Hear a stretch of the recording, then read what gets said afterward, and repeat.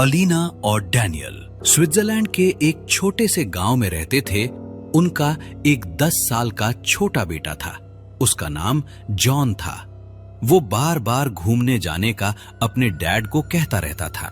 फिर एक दिन डैनियल ने जॉन को खुशखबरी दी कि हम घूमने जाने वाले हैं। कार से ही हिल स्टेशन के लिए निकल पड़े। जॉन वो सारे रास्ते लगने वाले पेड़ देखते जा रहा था। डैनियल ने अपने मोबाइल पर मैप लगा रखा था। उसने मैप पर देखा कि एक शॉर्टकट रास्ता दिखा रहा है, तो उसने वही रास्ता लेने के लिए सोचा। एलिना ने भी हामी भर दी। फिर डैनियल उसी रास्ते पर निकल पड़ा। जॉन और अलीना सो रहे थे। तभी अचानक डैनियल ने कार को जोर से ब्रेक लगाया। जॉन और अलीना खड़बड़ा कर उठ गए और डैनियल से पूछने लगे कि क्या हुआ। तभी डैनियल ने उंगली से सामने की ओर इशारा किया। एलिना सामने का नजारा देखकर डर गई। सामने एक बहुत बड़ा पेड़ गिरा हुआ था और उस पर बहुत सारे कौवे बैठे हुए थे और वे जोर जोर से काव काव चिल्ला रहे थे। एलिना ने बोला, डैनियल प्लीज गाड़ी घुमा लो, मुझे कुछ ठीक नहीं लग रहा।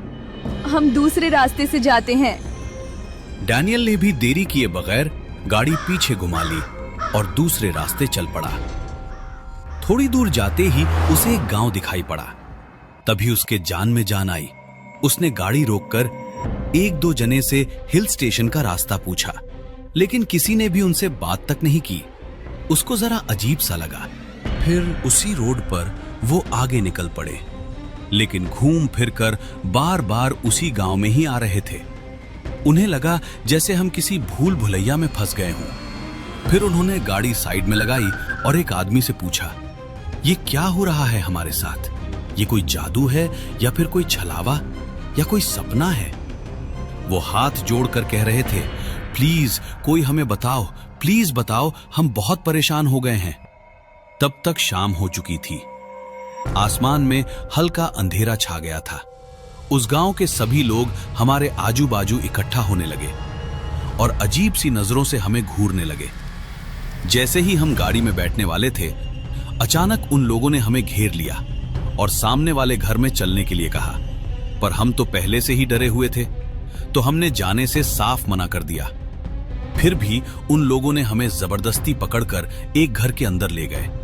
अंदर ले जाने के बाद उन्होंने हमें शांत किया और पानी पिलाया और हम सब डर से सिमटकर एक दूसरे के बिल्कुल करीब बैठ गए। किसी की हिम्मत नहीं हो रही थी कि ज्यादा जोर से सांस भी ले लें। तभी उसी भीड़ में से एक एजेड लेडी बहुत धीरे धीरे उठकर सामने आई, जैसे उसके पैर मिट्टी से चिपक गए हों, लेकिन फिर भी वो चल रही थी, जैसे किसी अदृश्य ताकत ने उसे धकेलकर आगे ला दिया हो। बिना ज्यादा सोचे उसने अचानक बोलना शुरू कर दिया, मेरा नाम विक्टोरिया है। आप लोगों की तरह हम भी यहाँ फंसे हुए हैं।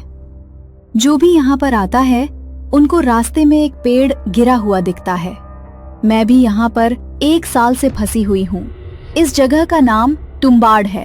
रात होते ही इस जगह के राक्षस बाहर निकलते हैं और जो लोग भी बाहर रह जाते हैं उन्हें वो मार देते हैं, लेकिन वो घर के अंदर नहीं आ सकते क्योंकि सभी घरों पर एक ताबीज लगा हुआ है।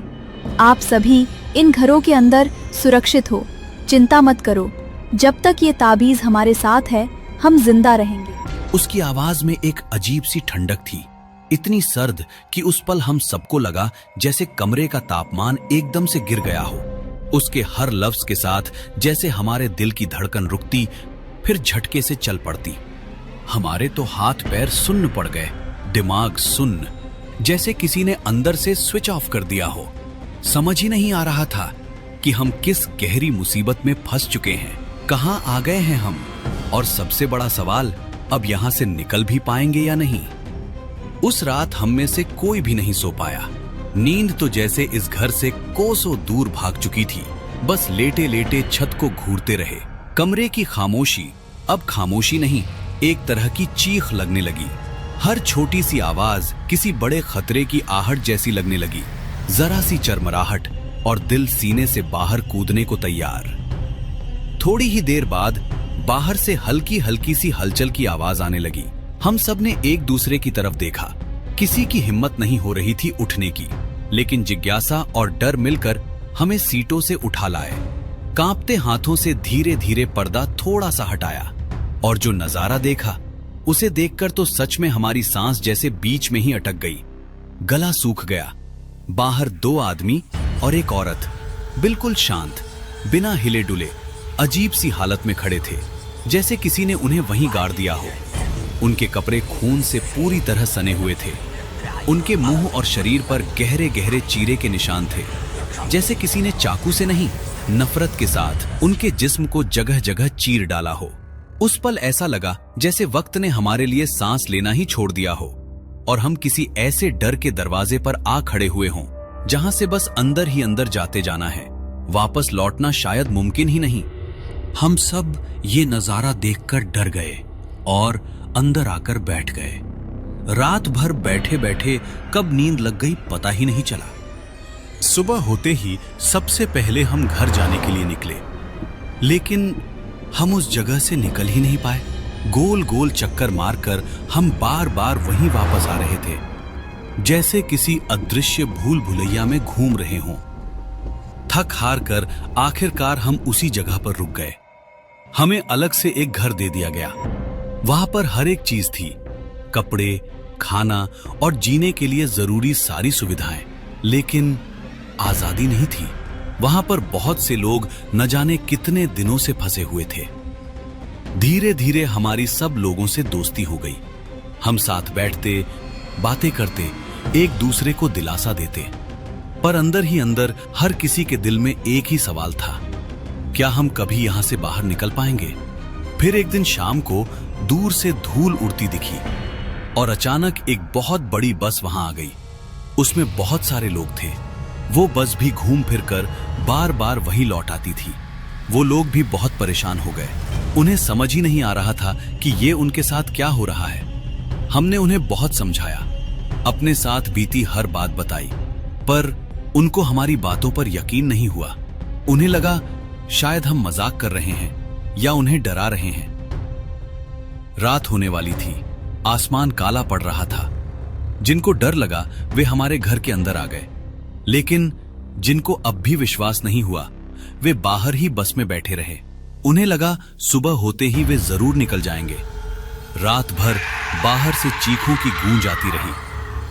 कोई मदद के लिए पुकार रहा था, कोई दया की भीख मांग रहा था। किसी की हिम्मत नहीं हुई कि बाहर जाकर उन लोगों को बचाए। हम सब अंदर सिमट कर बैठे रहे, कानों पर हाथ रखकर खुद को ये झूठ बोलते हुए कि जो हम सुन रहे हैं वो सच नहीं है, पर वो रात हमेशा के लिए हमारे भीतर बस गई। सुबह होते ही जैसे ही लोग अपने अपने घरों से बाहर निकले, सबकी सांसें थम गई। चारों तरफ नजर दौड़ाई तो हर दिशा में बस खून ही खून फैला था। सड़कें लाल हो चुकी थी और जहां तक नजर जाती बस लाशें ही लाशें पड़ी थीं। किसी की चीख गले में ही अटक गई। कोई आसमान की तरफ देखकर बस पूछ रहा था, आखिर हमने ऐसा क्या किया था? सबको इतना गहरा दुख हुआ कि दिल से बस एक ही आवाज निकल रही थी, काश, काश हम उन्हें बचा पाते, काश हम थोड़ी देर पहले पहुंच जाते। लेकिन अब हमारे हाथों में सिर्फ खून से सनी यादें रह गईं और आंखों में वो मंजर जो शायद जिंदगी भर नहीं भुलाया जा सकेगा। पर सबसे डरावनी बात तो ये थी कि इतनी तबाही के बाद भी हमें अब तक ये पता ही नहीं चल पाया था कि ये सब किया किसने था और क्या वो अभी भी यहीं कहीं आसपास छुपा हुआ है। सब लोग ये सब देखकर बहुत डर गए थे। तो वहां का शरीफ ट्रॉय सामने आया। वो चुपचाप आगे बढ़ा और हिम्मत करके सारे लाशों को उठाने के लिए गया। ट्रॉय एक एक करके लाश उठा रहा था। हवा में बदबू, चारों तरफ सन्नाटा और दूर से लोगों की दबी दबी सिसकियां सुनाई दे रही थी। तभी अचानक पीछे से कदमों की आहट आई और डैनियल उसकी मदद करने के लिए वहां आ गया। अब ट्रॉय और डैनियल दोनों मिलकर लाशें उठाने लगे। माहौल बहुत भारी था, लेकिन दोनों चुपचाप अपना काम कर रहे थे। कुछ देर बाद चुप्पी तोड़ते हुए डैनियल ने धीरे से पूछा, तुम यहां कब से हो? ट्रॉय ने एक गहरी सांस ली। उसकी आंखों के सामने पुरानी यादें ताजा हो गईं और फिर उसने धीरे धीरे अपनी पूरी कहानी बतानी शुरू की। 2 साल पहले मैं अपनी पत्नी और एक बेटे के साथ यहाँ आया था। हम लोग बस रास्ता भटक गए थे। भटकते भटकते पता ही नहीं चला कि कब इस अनजान जगह पर पहुंच गए। जब हम पहली बार यहाँ आए तो देखा कि सारे लोग जमीन के नीचे छुप कर रहते हैं। ऊपर की दुनिया से जैसे सबका भरोसा उठ चुका था, क्योंकि उनके पास बचने का कोई और रास्ता ही नहीं बचा था। डर, भूख और उम्मीद सब कुछ इन तंग सुरंगों में कैद था। तभी मैंने हिम्मत की। मैंने फैसला किया कि अगर जिंदगी मिली है तो इसे ऐसे छुपकर नहीं बल्कि डट कर जीना होगा। तब मैंने इस जगह के लिए कुछ जरूरी नियम बनाए ताकि यहाँ के लोग शांति से बिना हर पल डर के साए में जिएं। फिर एक दिन सब कुछ बदल गया। मैं जंगल में खो गया था। शाम हो चुकी थी और जैसे ही अंधेरा गहराने लगा, राक्षसों ने मुझे घेर लिया। मैं जान बचाने के लिए भागता रहा, टूटती सांसें, कांपते पैर, और भागते भागते अचानक एक गुफा में जा गिरा। मैंने देखा कि वे राक्षस गुफा के बाहर ही रुक गए। चाहे जितनी कोशिश करें वो अंदर कदम ही नहीं रख पा रहे थे। आखिर इस गुफा में ऐसा क्या है जो राक्षसों को रोक रहा है? तभी मेरी नजर उन दीवारों पर पड़ी। वहां एक खास तरह के पत्थर जड़े हुए थे। मुझे एहसास हुआ कि इन पत्थरों से कोई अनजानी शक्ति निकलती है जो राक्षसों को दूर रखती है। मैं ये पत्थर लेकर वापस टाउन में गया और सभी घरों के दरवाजों पर ये पत्थर लगा दिए। आज अगर हम यहाँ कुछ हद तक सुरक्षित हैं, तो उसकी वजह सिर्फ वही खास पत्थर है। उसकी आवाज में दर्द भी था और उन सब बातों का बोझ भी जो वो इतने समय से अपने सीने में दबाकर रखे हुए था। मतलब ट्रॉय ही वो इंसान है जिसकी वजह से आज सभी लोग यहाँ सुरक्षित हैं। फिर सबने मिलकर उन लाशों का अंतिम संस्कार किया।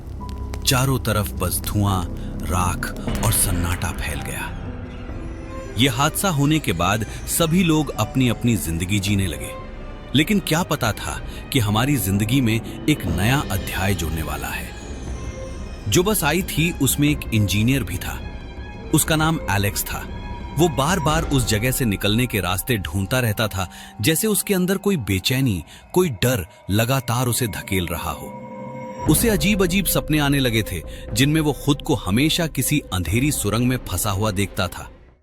एक दिन एलेक्स और डैनियल जंगल में घूमने गए तो उन्हें झाड़ियों के पीछे छुपी एक गुफा दिखाई दी। गुफा का मुंह इतना काला और गहरा था कि दूर खड़े होकर भी उसमें से ठंडी, डरावनी हवा महसूस हो रही थी। लेकिन अंदर जाने की उनकी हिम्मत नहीं हुई। वो दोनों वापस आकर कांपती आवाज में ट्रॉय को पूरी हकीकत बताने लगे। ट्रॉय ने तुरंत सब लोगों की एक मीटिंग बुलाई और कहा कि शायद घर जाने का रास्ता वहीं से हो सकता है, तो हमें वहां पर जाना चाहिए। लेकिन वहां जाने की हिम्मत किसी की नहीं हुई। जैसे उस गुफा का नाम लेते ही सबकी रूह कांप जाती हो। आखिर में ट्रॉय ने फैसला किया कि वो खुद अगले दिन सुबह उस गुफा में जाएगा। ट्रॉय के साथ डैनियल, एलिना और एलेक्स ने भी जाने की हामी भर दी। और उस रात किसी की भी आंखों में नींद नहीं आई। बस सबके दिल में एक ही सवाल था, क्या सच में उसी गुफा के अंदर उनके घर वापस जाने का रास्ता छुपा था, या फिर वहां छुपा था उनकी तकदीर बदल देने वाला कोई भयानक राज। दूसरे ही दिन वे चारों पूरी तैयारी के साथ उस रहस्यमयी गुफा की तरफ निकल पड़े। इधर विक्टोरिया हर छोटी से छोटी बात पर नजर रखे हुए थी, जैसे उसे अंदर ही अंदर किसी अनजान तूफान के आने का एहसास हो। अच्छा हुआ कि कम उम्र के बच्चों को पहले ही सेफ हाउस में भेज दिया गया था, वरना जो होने वाला था उसकी आहट तक उन्हें डरा देती। सेफ हाउस एकदम बंद था, न खिड़की न कोई दूसरा दरवाजा, बस एक ही भारी सा दरवाजा, और उस दरवाजे पर जड़ा हुआ था एक पुराना सा तावीज, जैसे सदियों से वहां किसी अनहोनी को रोक कर खड़ा हो। उधर ट्रॉय, डैनियल, अलीना और एलेक्स थोड़ी ही देर में उस गुफा के पास पहुंच गए। ट्रॉय अपने साथ एक बहुत लंबी और मजबूत रस्सी लेकर आया था। डैनियल और एलेक्स ने रस्सी का एक सिरा पास के एक मजबूत पेड़ से कसकर बांध दिया और दूसरा सिरा ट्रॉय ने अपनी कमर के चारों ओर लपेट लिया। टॉर्च को मजबूती से पकड़कर वो गुफा के अंदर धीरे धीरे संभल संभल कर बढ़ने लगा। गुफा के भीतर कदम रखते ही ठंडी सीलन भरी हवा उसके चेहरे से टकराई और कुछ ही दूर उसे एक पुराना सा कुआं दिखाई दिया। कुएं के ठीक सामने पत्थरों के बीच दबा हुआ एक बंद कमरा दिखा, जिसका मुंह एक जर्जर लकड़ी के दरवाजे से ढका हुआ था। उस दरवाजे के पीछे क्या हो सकता है, ये ख्याल भर से ट्रॉय की सांस अटक गई। ट्रॉय ने डरते डरते जोर लगाकर वो दरवाजा खोला। जैसे ही उसने टॉर्च की रोशनी अंदर डाली, उसकी आंखें खुली की खुली रह गईं। सामने ठंडी दीवार से लोहे की मोटी जंजीरों में जकड़ा हुआ एक आदमी पड़ा था। उसके हाथ पैर लोहे की चैन से बंधे थे। ऐसा लग रहा था मानो वो कई सालों से वहीं कैद हो। उसके शरीर पर बस चमड़ी लटकी हुई थी। सारी हड्डियां साफ दिख रही थी, जैसे वो जिंदा इंसान नहीं, एक चलता फिरता कंकाल हो। कमरे में पसरी सन्नाटा उसकी धीमी टूटी हुई सांसों की आवाज से चीरता हुआ सा लग रहा था। गला सूखने लगा, फिर भी वो खुद को रोक नहीं पाया और भागकर उस कंकाल जैसे आदमी के पास पहुंच गया। जैसे ही ट्रॉय उसके पास पहुंचा, उस कंकाल से दिखने वाले आदमी ने बड़ी मुश्किल से धीमे से अपना सिर उठाया, उसकी तरफ देखा और भर्राई हुई आवाज में बोला, मैं तुम्हारी ही राह देख रहा था ट्रॉय। ये सुनकर ट्रॉय के पैरों तले जमीन खिसक गई। उसके मुंह से एक शब्द भी नहीं निकल पा रहा था। इसे उसका नाम कैसे पता था? उसके दिमाग में एक साथ सैकड़ों सवाल गूंजने लगे। फिर भी किसी तरह हिम्मत जुटाकर उसने फुसफुसाते हुए पूछा, तुम मेरा नाम कैसे जानते हो और तुम मुझे पहचानते कैसे हो? उस कंकाल जैसे आदमी ने धीमी थकी हुई आवाज में कहा, मैं सब जानता हूं, यहां क्या हो रहा है, कौन कहां है, क्या आने वाला है, सब कुछ। इसलिए तो मैं इतने सालों से सिर्फ तुम्हारी ही राह देख रहा था ट्रॉय। हर शब्द जैसे किसी अदृश्य रहस्य की ओर इशारा कर रहा था और ट्रॉय को पहली बार गहराई से एहसास हुआ कि ये गुफा सिर्फ एक गुफा नहीं, किसी बहुत बड़े बहुत पुराने राज का दरवाजा है, जिसे खोलने की कुंजी शायद अब उसी के हाथ में थी। लेकिन तभी अंदर की गुफा से अजीब सी धीमी मगर डरावनी आवाजें आने लगी, जैसे कोई बहुत अंदर से हमें पुकार रहा हो। उन आवाजों को सुनकर उस कंकाल वाले आदमी ने अचानक घबराई हुई कांपती आवाज में मुझसे कहा कि तुम अभी तुरंत यहां से निकल जाओ, समझे? वो लोग आ रहे हैं, वो लोग आ रहे हैं। उसने जल्दी से फुसफुसा कर कहा, मैं तुमसे फिर मिलूंगा, जरूर मिलूंगा, बस जब तक जिंदा रहो यहां वापस मत आना। इतना सुनते ही ट्रॉय ने उन आवाजों की दिशा में नजर घुमाई। उसकी सांसें तेज हो चुकी थी, लेकिन जैसे ही उसने वापस मुड़कर देखा, वो कंकाल वाला आदमी वहां से पूरी तरह गायब हो चुका था, जैसे वो था ही नहीं। ट्रॉय का दिल अब पहले से भी ज्यादा जोर जोर से धड़कने लगा। जैसे ही वो गुफा से बाहर निकलने के लिए पीछे मुड़ा, अचानक किसी ने उसे बहुत जोर से धक्का दिया और ट्रॉय सीधे एक बहुत ही गहरे और रहस्यमयी कुएं में जा गिरा। एक पल के लिए उसे लगा जैसे सब कुछ धीमा पड़ गया हो, पूरी अंधेरी खामोशी, और ट्रॉय वहीं पर बेहोश हो गया। उधर बाहर अलीना, डैनियल और एलेक्स ट्रॉय के वापस आने का बेताबी से इंतजार कर रहे थे। अलीना के चेहरे पर डर साफ दिख रहा था, उसके हाथ कांप रहे थे। उसने घबराकर लगभग चिल्लाते हुए डैनियल से कहा कि रस्सी को जल्दी से खींचिए और ट्रॉय को बाहर निकालिए। डैनियल और एलेक्स ने बिना देर किए पूरी ताकत से रस्सी खींचनी शुरू की। हर खिंचाव के साथ उनकी सांसें भारी होती जा रही थीं, लेकिन जैसे ही रस्सी बाहर आई, सबके पैरों तले जमीन खिसक गई।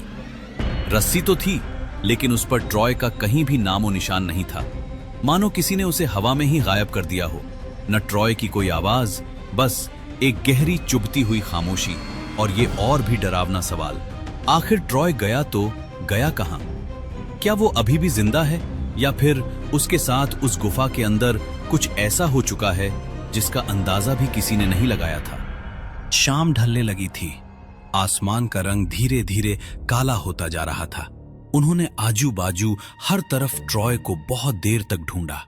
उसके नाम से बार बार आवाज भी लगाई, लेकिन जवाब में बस हवा की सरसराहट और दूर से आती हुई अजीब सी आवाजें सुनाई दे रही थीं।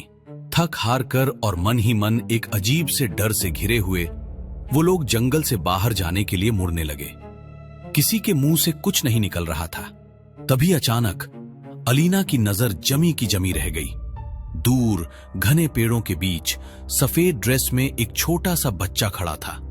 वो बिल्कुल चुप और बस उसका हाथ दिख रहा था, जो एक दिशा में उंगली करके उन्हें कहीं और जाने का इशारा कर रहा था।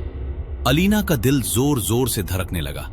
उसने जल्दी से डैनियल और एलेक्स को घबराई आवाज में उस बच्चे की तरफ देखने के लिए कहा, लेकिन जैसे ही दोनों ने उसी दिशा में नजरें घुमाईं, उन्हें वहां कुछ भी नजर नहीं आया। न कोई बच्चा, न कोई हरकत, बस हिलते हुए पेड़ और उनके बीच घना घुटन भरा अंधेरा। वो बच्चा सिर्फ अलीना को ही दिख रहा था। अब वो बच्चा बिना कुछ बोले बस अपनी गहरी टिकी हुई आंखों से अलीना को अपने पीछे आने का इशारा करने लगा और अंधेरे की तरफ चलने लगा। एलेक्स और डैनियल के रोंगटे खड़े हो गए। उनके दिल में अचानक एक बुरा सा एहसास जाग उठा, जैसे कुछ बहुत गलत होने वाला हो। उन्होंने घबराकर अलीना का हाथ पकड़ लिया, उसे जोर से रोका, उसे पीछे जाने से मना किया, बार बार समझाया कि ये ठीक नहीं है, ये जगह सुरक्षित नहीं है। लेकिन अलीना पर जैसे उस बच्चे का कोई अजीब सा जादू चल गया हो। वो उनकी एक भी बात सुनने के लिए तैयार नहीं थी। उसकी नजरें बस उस सफेद ड्रेस वाले बच्चे पर टिकी थी। उसने साफ साफ महसूस किया, अगर उसने इस पल उसे खो दिया तो शायद वो कभी नहीं जाने पाएगी कि वो कौन था। अलीना की बात सुनकर एलेक्स और डैनियल भी उसके पीछे चल पड़े। वे दोनों अलीना को अकेला नहीं छोड़ सकते थे, इसलिए तीनों तेज तेज कदमों से उस बच्चे के पीछे पीछे निकल पड़े। कुछ ही देर में उस सफेद ड्रेस वाले बच्चे की परछाई पूरी तरह अंधेरे में गायब हो गई। अब समझ ही नहीं आ रहा था, वो आगे बढ़ गए या सच में कहीं खो गए। तभी पीछे से किसी के हल्के से कदमों की आहट आई, जैसे कोई बहुत देर से उनका पीछा कर रहा हो। पर जब उन्होंने मुड़कर देखा तो वहां कोई नहीं था। ट्रॉय के साथ क्या हुआ होगा? और अलीना, डैनियल और एलेक्स, क्या वे उस बच्चे को पकड़ पाएंगे, या फिर ये जंगल उन्हें किसी और भी खतरनाक रहस्य की तरफ ले जाएगा, जहां से शायद वापसी का रास्ता हो ही ना।